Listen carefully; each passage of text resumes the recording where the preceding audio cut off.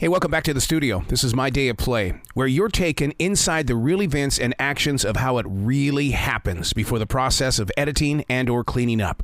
This is how it really went. Although I was being crushed with COVID-19, the journey had to keep marching forward.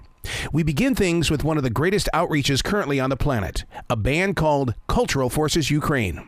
Then we're going to get very real with Dr. Joseph Nowinski, whose new book is titled Sober Love. And we'll wrap things up with YA author Linda Sue Park. This is My Day of Play, completely unedited in the way of meeting the wizard behind the curtain. We tried to get this conversation last night, and the reason why it didn't happen is because I had tremendously come down with something that I couldn't explain. And then I found out just like maybe just over 2 hours ago that I do have COVID again. So we're going to try to do this on Zoom. But no matter what, inside my heart, this interview has got to happen. Hello. Hello and good evening. How are you guys? Yes. There you are. How are you doing tonight? There you are. How are you? There you go. That's the man. Wow. Hi. Wow. Hello, all right. First of all, I want to apologize for what, we were expected to be together last night, and I just felt something inside my mind, body, and soul, and I just felt like that I just couldn't bring it over to the house, and so I'm so glad that we still get to talk today. Yeah.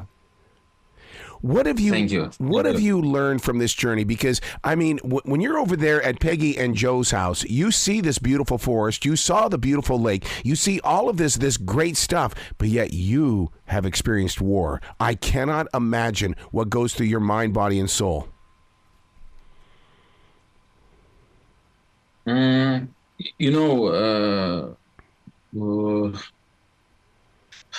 good question.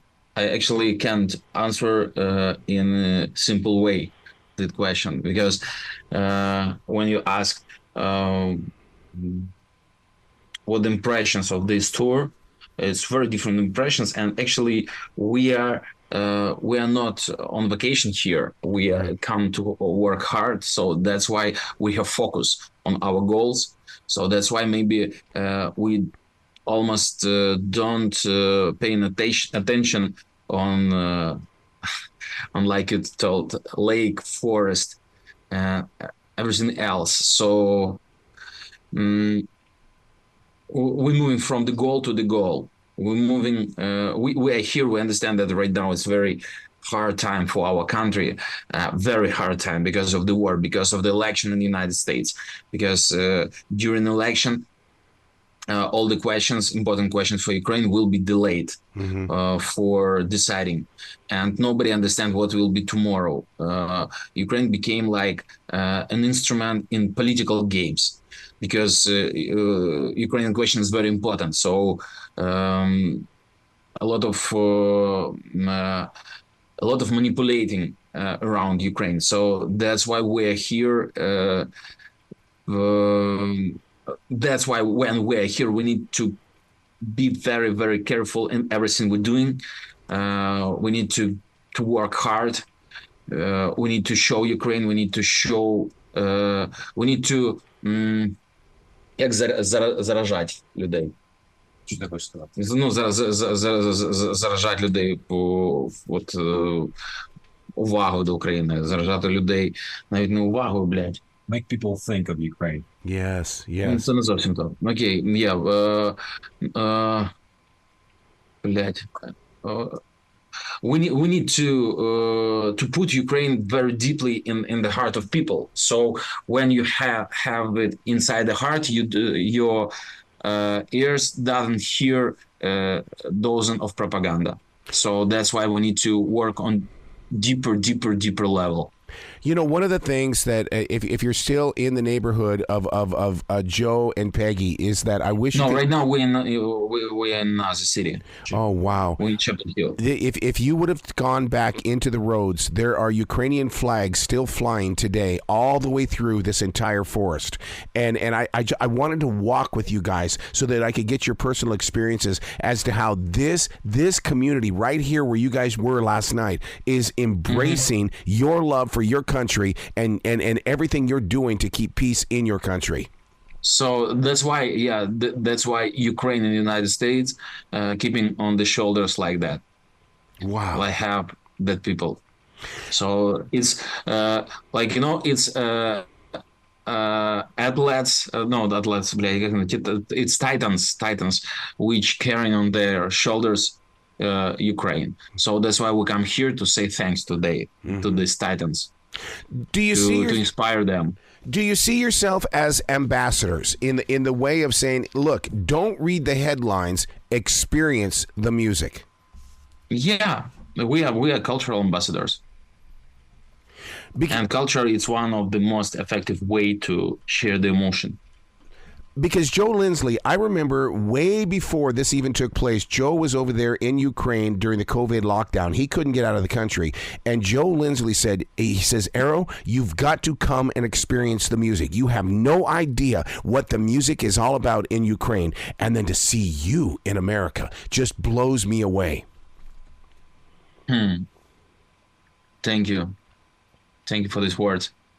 And you're bringing authentic music instruments. I've seen the videos. I saw what you did last night at the Lindsley's house. Yeah, we brought bandura, we brought violin. Bandura is Ukrainian traditional instrument. So it has 62 strings. Jeez. It is a very beautiful instrument. When you have experienced it, bandura player, he could play as an orchestra, like like a lot of multiple instruments. How do you play a musical instrument with 62 strings? I mean, seriously, I guess I'm such a novice at this. What again? Could you repeat? How do you play an instrument with 62 strings? I don't play. It's Taras play. I think that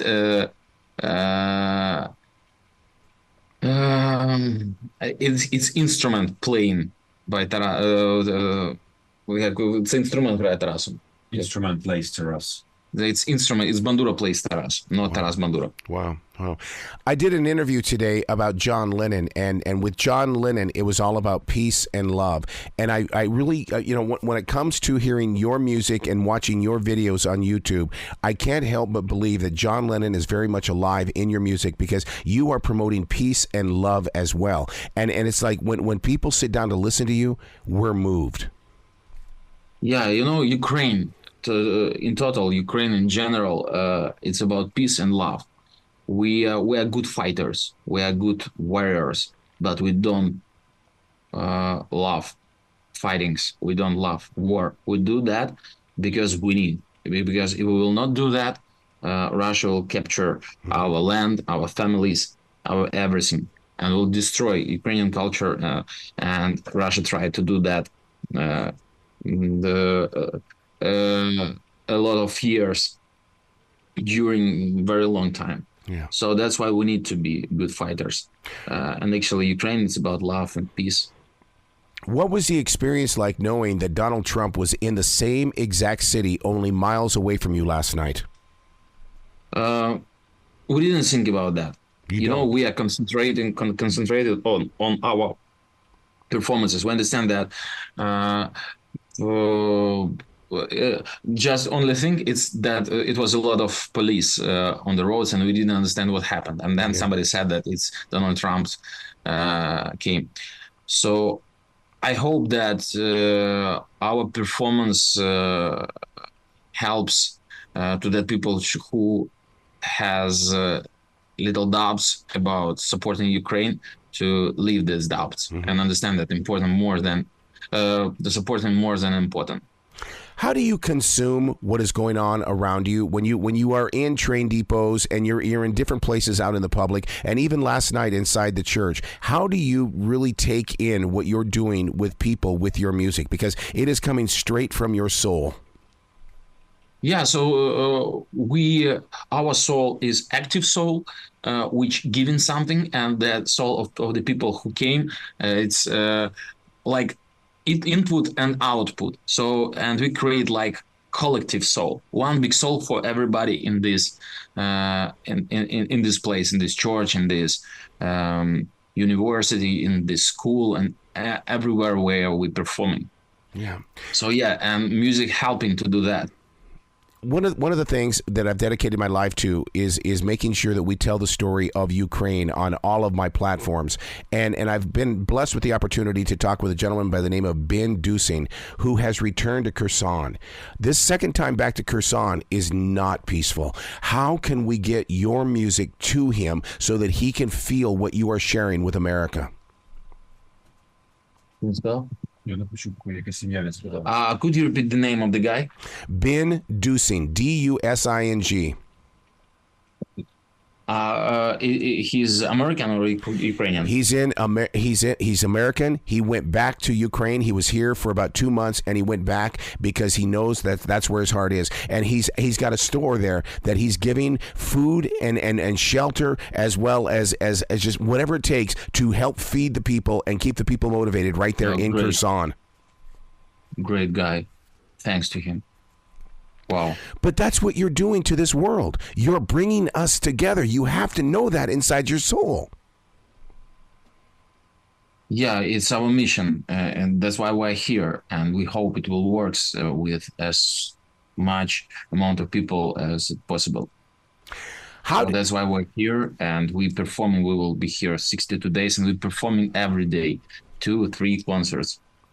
How do you prepare your heart for that when you release the songs? Because you know that there's a different audience out there every night. As a performer, how do you prepare yourself for that show? I learning audience who will come.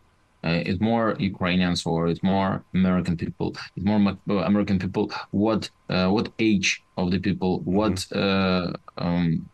all sex, what sex of the people, and what the interests of the people. And we have a lot of we have a lot of cards, and we're preparing for a lot of games. So we need to give something which will move these people, and we have that.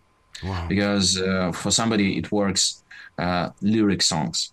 For somebody it works funny songs, but deep thoughts inside. And during all the performance, we calibrating the audience, because if you giving something what audience don't want to hear, for what you come, especially when we're telling that it's the tour of gratefulness, tour of thanks, tour of gratitude. Yeah. Tour of gratitude. So that's why we need to work for the people. Yeah. So that's why we prepared. Your president is a celebrated actor. So let me ask you this question. Do you feel like that Ukraine is the acting nation? It is the showmanship nation. It is nothing gets in our way of art. Ukrainians are different. And actually, yes, I think one of the most powerful sides of Ukraine is Ukrainian creative. We are a very creative nation. Yeah. We know how to achieve the chaos. But with that, Ukrainians are very hardworking nation. So we're doing a lot of not acting, not art things. So Ukrainians are very different. Yeah. Very different. Do you find yourself traveling the entire world before you go back to Ukraine?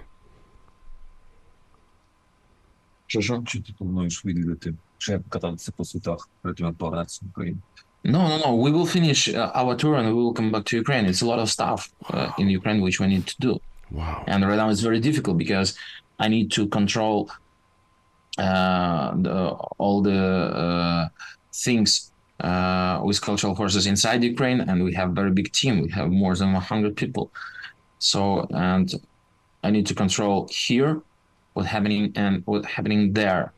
So that's why it is very high stress activity. That's why when we will finish our American trip, we will come back to Ukraine. We need to work there.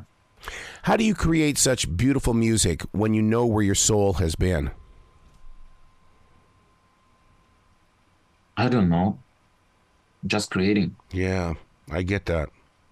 Just creating. You know, a lot of questions in Ukraine right now without answers. But we don't have possibility to stop and thinking about these questions because it's the war. Yeah. You need to move all the time. Move. I remember Joe telling me in the beginning days of the invasion, he would say that you would hear the missiles go over, people would go inside, and then when it was all clear, they would start going back to what life was all about. They would go back to playing music. They would go back to eating. They would go back to celebrating life. You know, you hear about that installation on Burning Man, which called "I'm Fine," which was made from different signs, from the ruined signs and like injured signs, да? Road signs. Road signs. Signs. Destroyed road signs. Ну, як пробиття. Pierced.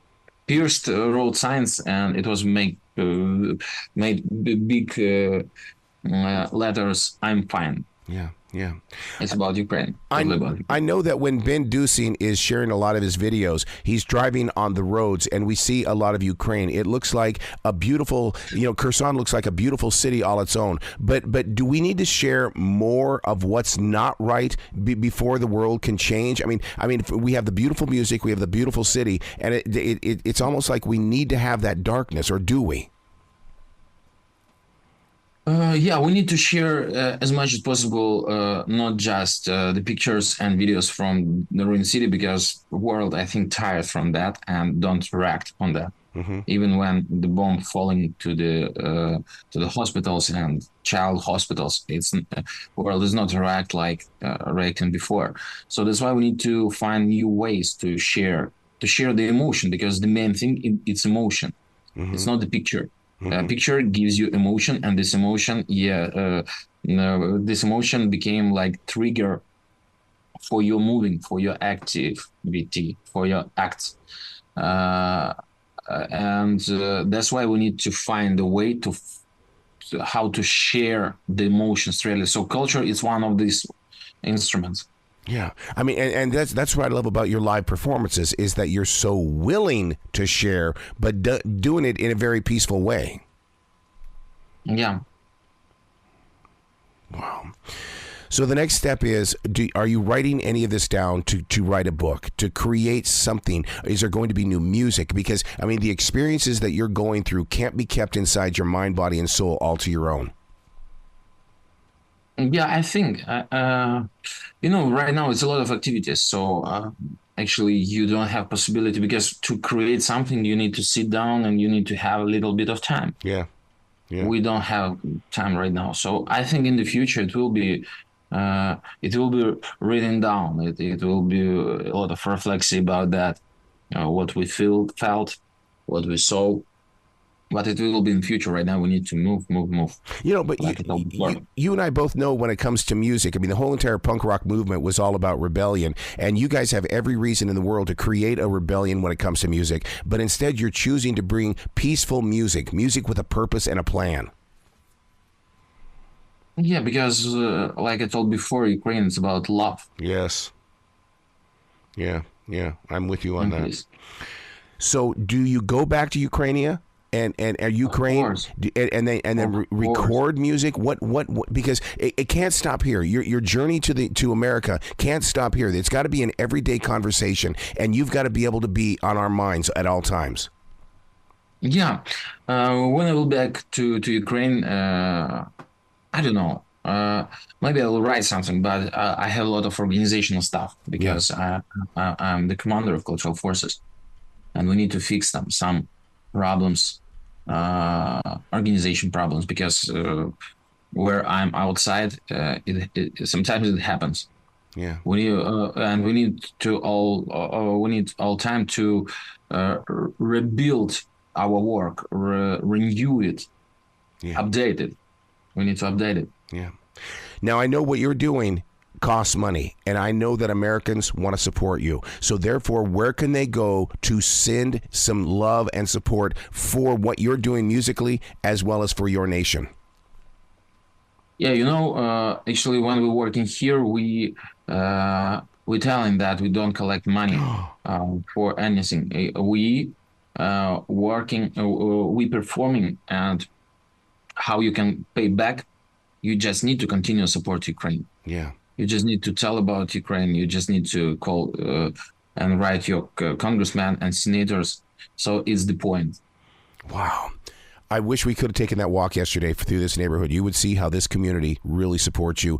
All of the flags, the Ukraine flags, are flying in this neighborhood, and I just wanted to be with you so badly last night, but because of COVID, I couldn't do it. Understand. Wow. You've got to come back to this show because, I mean, the thing is that I want to continue this conversation. I keep talking with Ben. I keep talking with Joe Lindsley. I would love to keep this conversation wide open with you because I believe that we've got to keep promoting the peace that you are sharing with the world. Thank you. Thank you. Will you guys be brilliant today, okay? Yeah. Thanks. Thank you. Okay, keep in touch. Please be healthy. Oh, same to you. Same to you. Thank you so much, and I will be keeping in touch. Bye-bye. Hey, coming up next, you've heard the term, it takes two. Well, Dr. Joe is going to prove that true. Hello and good morning, everybody. Good morning, Mr. Collins. It's the operator. I'm calling with Dr. Joe for your interview today at 9:30 for the Sober Love book. Absolutely. Ready to rock. And just a quick question, when is it going to air? Well, I don't have an answer for that because we're right in the middle of a tropical storm right now and we have no electricity. Oh, honey, I know. Okay, well, be safe, and I will go ahead and let the producer know. Okay, but I'll get you guys connected. Excellent. Thank you. You will now be placed into the conference. And Dr. Joe, you are connected.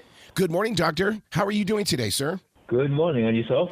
I'm doing fantastic. I'm really excited to share a conversation with you because I find it very interesting, a book, Sober Love, and how to quit drinking as a couple when there's a lot of relationships that started because of drinking. They were out partying. They met each other at a bar. Right. That's right. That's very common. We live in a drinking culture. There's no question about it that we live in a drinking culture.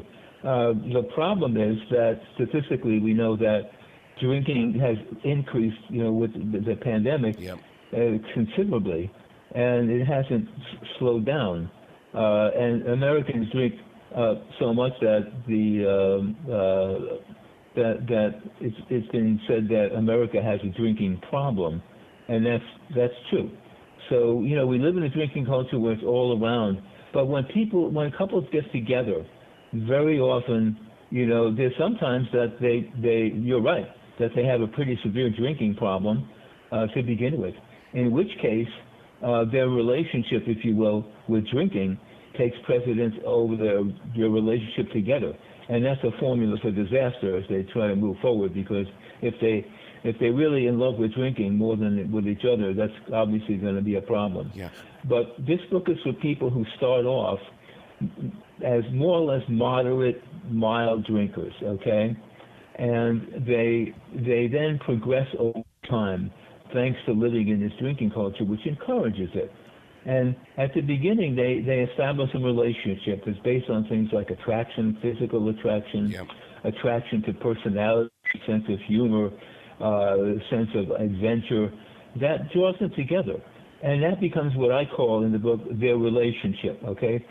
There's you, me, and our relationship. Those things that bind us together, that made us into a couple, okay? And for a lot of couples, what happens with drinking is that thanks to being in this culture, it slowly progresses over time. Not quickly, but it slowly progresses over time. We used to think in terms of just alcoholism or non-alcoholism, but that's not correct. Drinking is a spectrum from very low-level drinking, which may be people meeting in the bar, to moving into what I call a mild misuse zone to moderate misuse zone. As they move along and they develop individually, this relationship with drinking, drinking becomes a friend. People will talk about that. Drinking is my friend. Well, as they move on and as drinking becomes more than a friend as individuals, it also begins to interfere with the relationship, with the things that they used to do that bounded them together, okay? And so what I do is if I have someone come into my office for help with a drinking problem, I'll ask them if their partner drinks. And if the answer is yes, I'll then say, well, why don't you invite your partner in so we can talk a little bit about this together? And that's my starting point, where I start to talk about, well, how much did you used to drink when you first got together? How much do you drink now? And doing an honest assessment of how much do you drink now.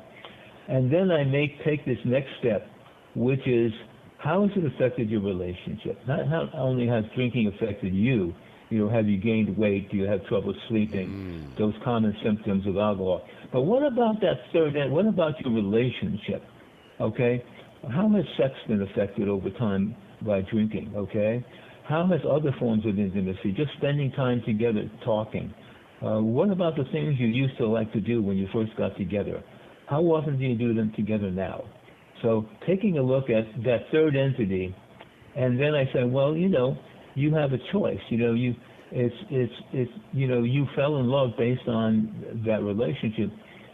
Do you love the relationship enough now to make a bold move, which is to decide to become, instead of a drinking couple, to become a sober couple? Yeah. And I asked them to think about that, and that's a bold move. They realize once they have that insight that it really has affected their relationship, that they are more open to it. And also the success rate becomes much greater because at that point, they're really working together towards a common goal. You know what I mean? Yeah. It's not like one person is saying, well, I'll help out because you have a problem, but I don't have the problem. That's too often the case. Someone goes in for rehab, they come home, and their partner says, well, you have the problem, you have to stop drinking, but I don't. Okay? And so that's a very common, occurrence. But what's missing there is the relationship. And that's what sober love is about. The starting point is making that decision. And then, of course, making that decision is one thing, but following it through, the book really then focuses on a lot of issues, that a couple needs to deal with. A lot of bridges they need to cross, even beginning with simple things like, rearranging a house, getting rid of the liquor. If they have a bar, converting it into a bookcase, maybe changing the way they, if they have two chairs that they used to sit in every night and drink, well, maybe they need to change those chairs. Mm-hmm. So sometimes there's some renovations that need to be done to support, a sober couple. But then it goes on to a lot more deeper issues like intimacy, sexual intimacy. Where is that? What's happened to that, and how to rediscover that? What about shared pleasures? What about the things you used to do? How about rediscovering those or coming up with new ones that are going to support your sober lifestyle? If you have children, what about your family life? Okay, how has it affected your family life, and what do you want to do to change that? So there's a lot of issues that couples need to face, and the point of the book is that to give them some guidelines so they don't feel like they're kind of lost at sea as to what to do. Okay, please don't move. There's a lot of incredible information that he wants to share with you right around the corner. We'll be right back. What about the couples where the wife or the husband looks at the other and says, I notice that you drink a lot when we're here at home, but I don't see you drinking a lot when you're away from home. Do we have a problem here in the house? And I just feel that there's a lot of couples that go through that. Yes, there is. But again, the starting point is okay. And somebody may say defensively, people get defensive about their drinking. We all know that. Yeah. And they may say, well, I'm not an alcoholic, so I don't have a problem. And I begin the book with that spectrum. It's not like, you have to be an alcoholic to become a sober couple. You don't. And so even though they say, well, I only drink at home, I don't drink outside, that's not the point. The point is, what was your relationship like in the beginning, and what's it like now, and what do you attribute that to? Sometimes people attribute it to all just getting a little older. And I say, well, wait a minute, what about drinking? How has that, what role does your relationship with drinking play in how your relationship has changed? So, I understand that people get defensive. I only drink wine, I don't drink hard liquor. But you drink hard liquor. So my point is, again, that may be true, and you may not, have a severe problem as the other person does, but how has your relationship changed? And are you willing to consider changing this identity? In our culture, it's normal to be a drinking couple, but there's more and more couples, I point out, and individuals, by the way, who are willing to change that identity from being a drinking couple to being a sober couple, and individuals who are willing to change their identity from being a drinking person to a sober person. Wow. So you're saying that part of the healing process is actually to rebuild that relationship, to make it stronger, Exactly. to make it. See, I've never heard that before, and that's why this book is so important. Well, thank you. I think it is, because it's a lot of it has to do with what was your relationship like, what drew you together to have this third identity relationship, and how has it changed, and what do you need to rebuild? And not only rebuild, but what do you need to add? You know, there may be things you want to add to it, but the point is, being sober is only the starting point, because you have to rebuild your relationship with a new identity. Wow. The 10 minutes with you is not enough time. Where can they go, doctor, to find out more? Because they're going to have the book in front of them. They're going to take notes, but they're going to have questions. Is there a place for them to go? Well, there's my contact information on my website. I would suggest that a good starting point is to go to the appendix, and if you're curious about something, check out some of the references that I include in the appendix. You got to come back to this show anytime in the future, doctor. The door is always going to be open for you. Well, thank you. Excellent. Well, you be brilliant today, okay? And thank you so much for this book, because it is going to change lives. Well, I think so. I appreciate that very much. Oh, we're not finished yet. Up next, we're going to be spending some time with a YA author. Man, just to talk with them on how they're able to create these stories for the younger readers. It's going to be with Linda Supark. Hello and good morning, everybody. Hello. Hey, how are you doing?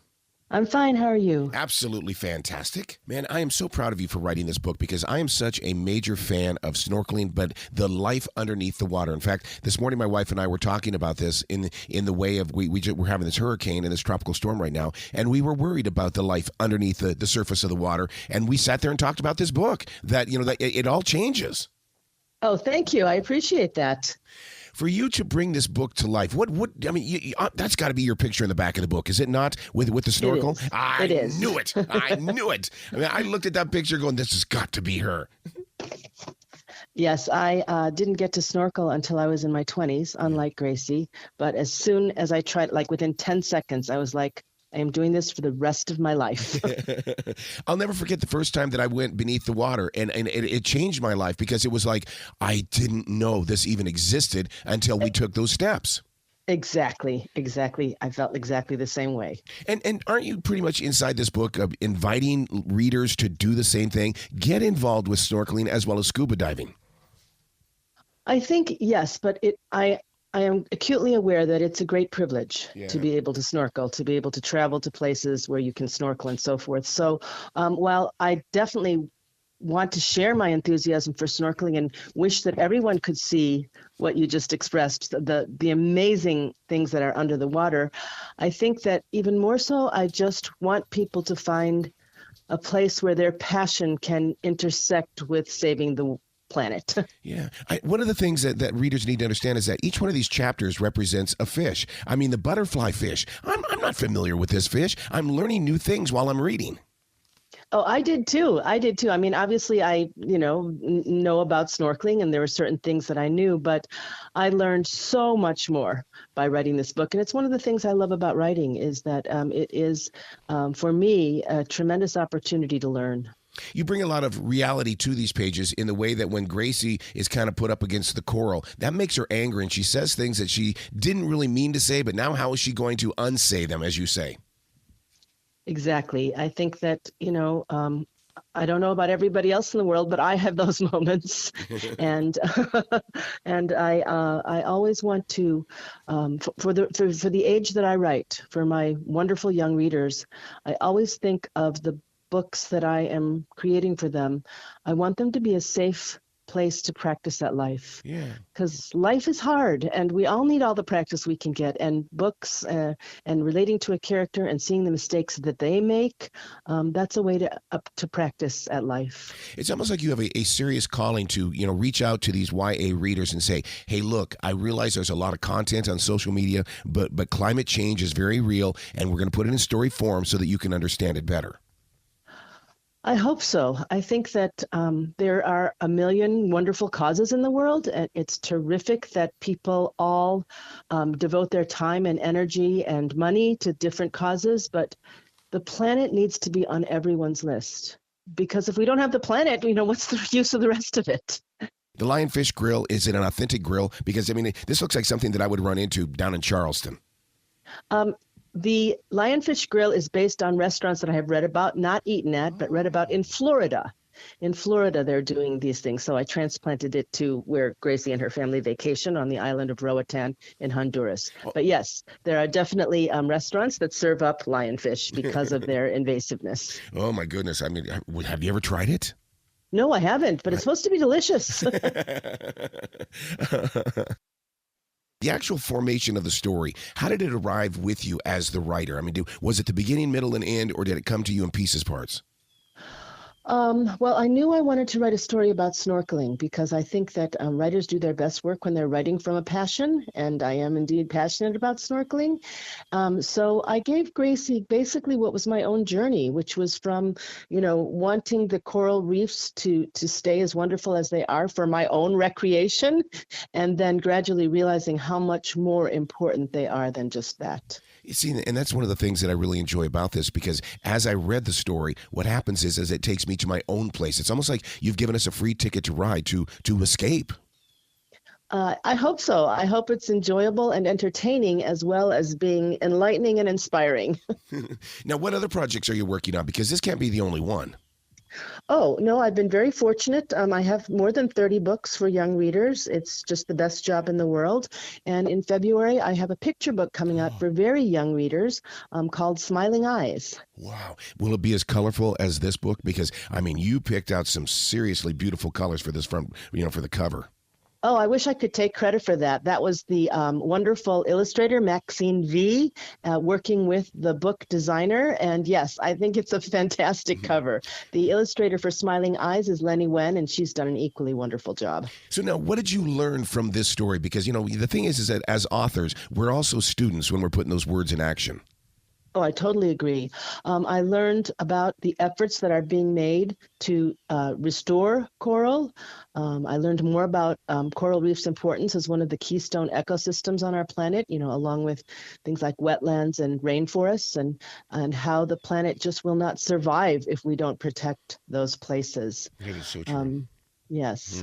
So that's one of the first things that my wife and I did before we even became married, is that she was down in the coral areas of Florida, and she was describing it to me and what it was like to go through that experience. And once you see it, you're not the same person ever again. That is so true. And Gracie talks about that in the book, about how we just need to see. We can't see it. Most of us are not able to see what's happening under the water. And if we could, we would all realize the urgency of it. Even readers that are in the central part of this country that don't get to go to the ocean to see these kinds of things, can't they practice something? Because trash is everything, and trash is actually hurting the ocean, and it comes from humans. Yes. I spent my whole childhood landlocked. I grew up in Illinois, and I live now in far western New York, which is still landlocked, hundreds of miles from the ocean. And yet, as I said, I learned about how, if the coral reefs die, the ocean will die. And if the ocean dies, we're all in big trouble, no matter how far inland we live. Wow. Where can people go to find out more about you, Linda? Because I want them to get into your writing. Thank you. I have a website, which is just my name, lindasuepark.com. And for social media, I am on, I always forget to say X. I'm on Twitter. And also my imprint, Alida Books, ALLIDA, is on Instagram. What do you offer for a little bit of help for someone who is going to read this book and they too are going to pick up a pencil or a pen or even on their computer and they're going to want to write? Because we were both there at one time where we took that chance with words. That's right. I would say that first drafts are really important, and the important thing is to get them written, not to get them right. So to give yourself permission to write really terrible first drafts. Very important. I always tell people, give yourself permission to make mistakes. Go make mistakes and learn from them. That's right. Yes. When I do writing workshop with young people, I will walk through the room as they're writing and I'll say, worse. Come on. You can do worse than that. I know you can. I love it. Please come back to this show anytime in the future. The door is always going to be open for you. Well, I appreciate it. Thank you very much. And thank you for your kind comments about my book, Gracie Under the Waves. Well, I expect to hear from you in February with that new book. Okay. Thanks again. You be brilliant, okay? Okay, you too.